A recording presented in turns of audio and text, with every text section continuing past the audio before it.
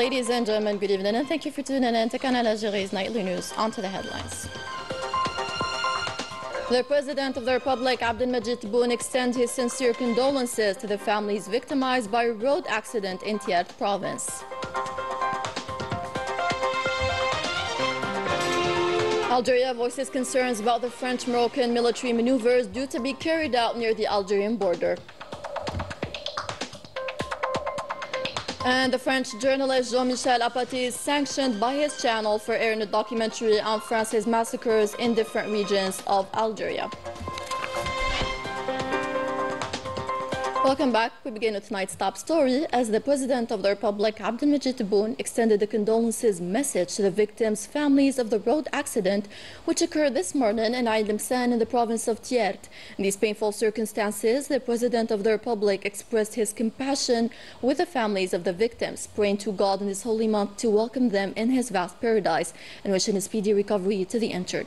This tragedy was due to a collision between a semi-trailer truck and a school bus, saluting the intervention of the civil defense units who rescued the injured before they were taken care of at the health establishment of Sugar and Thiers. The President of the Republic reiterated his call to all the institutions concerned to intensify their efforts and redouble their vigilance to eradicate road terrorism, which has once again struck our children in the middle of the blessed month of Ramadan.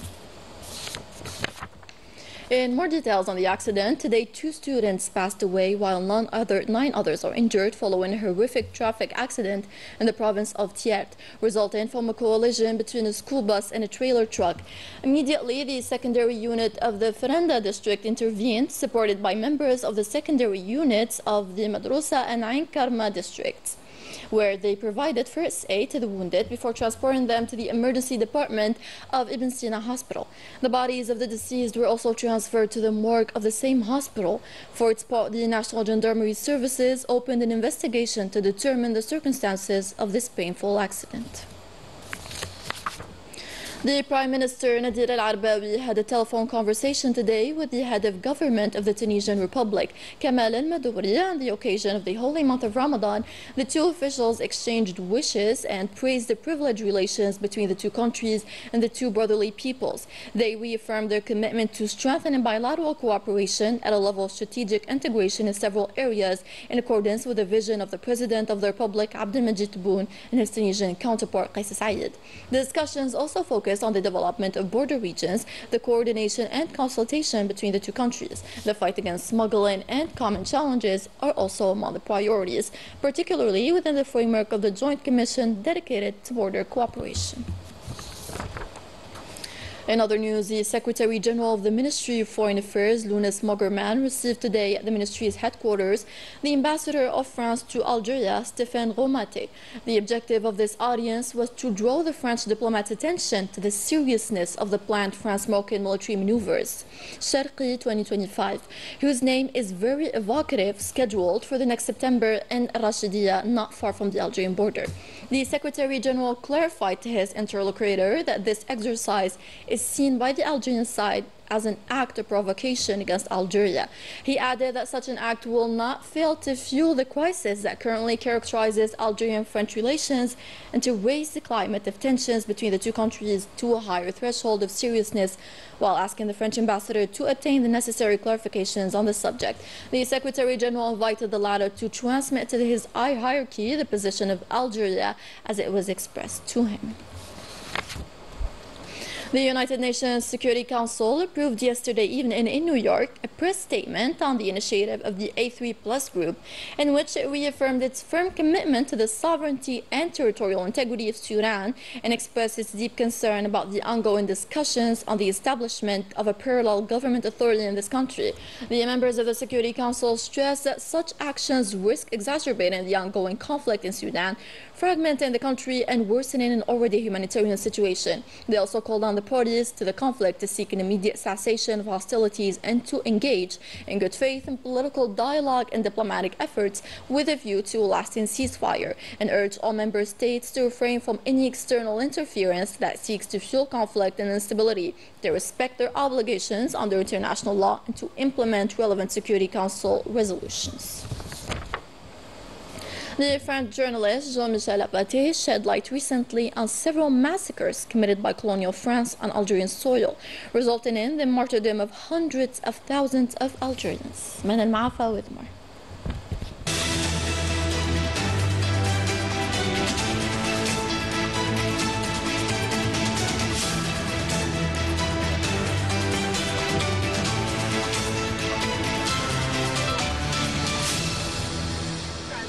Ce que nous avons fait, nous, en Algérie. Do you know that every year we commemorate here in France what happened in Oradour-sur-Glane, the massacre of an entire village? But in Algeria, we had hundreds of such massacres. Are we truly aware of that? Conscience. Jean-Michel Apathy's denunciation of colonial France's crimes in Algeria has revived testimonies from the era, including an August 1945 article condemning the massacres of 10 to 45,000 Algerians in Serif, Galma, Kharata and Constantine. This edition highlights the silence and disinformation campaign of French media at the time, which labeled Algerian freedom protesters as provocateurs, a fact recently recalled by French journalist Jean-Michel Apathy on television. Mais vous rendez compte ce que vous dites? Vous connaissez les détails de la You know the battles of Algeria's conquest, but not the full history. Villagers fled from advancing French troops. Did we act like Nazis? No, the Nazis hadn't existed yet. They acted like us. We did it first in Algeria. Michel, on s'est comporté comme des nazis en Algérie? Mais les nazis n'existaient pas. On ne s'est pas comporté comme des nazis. Les nazis se sont comportés comme nous l'avons fait en Algérie. Shortly after this broadcast, Jean-Michel Apathy was taken off the air by his channel until further notice, a clear example of France's double standards in action. Algeria is once again a political tool in France, with officials fueling tensions and far-right rhetoric, especially during elections. The insights with Manal Mafo. Algeria is no longer just a diplomatic or historical issue for the French far right. It has become a lens for political one-upmanship and hostility. From official statements to Senate debates, Algeria remains a recurring flashpoint in French politics, fueling controversy and electoral posturing. The latest example, the Senate revised the 1968 French-Algerian agreement. Some pushed for a measured approach, but their voices were drowned out by a political class still tied to its colonial past. An obsession of the far right and now the government. The 1968 agreement remains a focal point of tension, yet it has been revised 3 times, with Algiers responding positively each time, enabling constructive cooperation. Rather than managing crisis, Bruno Retailleau fuels them, making incendiary statements on television while files pile up on his desk. The episode of rising tensions is unacceptable to us, as it manipulates key diplomatic issues for France in favor of a race toward extreme globalization.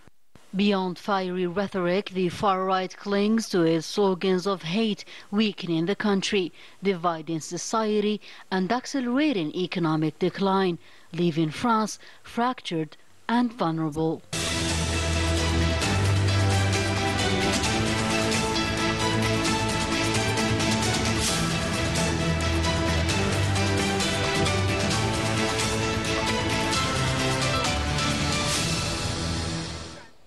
You're still watching Canal Algérie. Coming up in our news.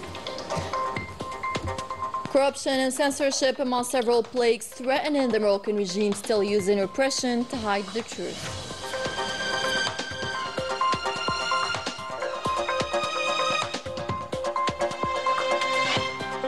In Morocco, corruption has eaten away at the country. Embezzlement, soaring inflation, and growing impunity persist, while the population bears the full brunt of the regime that silences all opposition. من المعرفة. In a country where human dignity is trampled, the Makhzen regime tightens its grip, not to support its people, but to enforce its repressive rule. Its network of informants infiltrates administrations and markets, ensure that any dissenting voice is silenced before it can even rise. I was threatened many times, and I have proof of that on my phone. They want to kill me.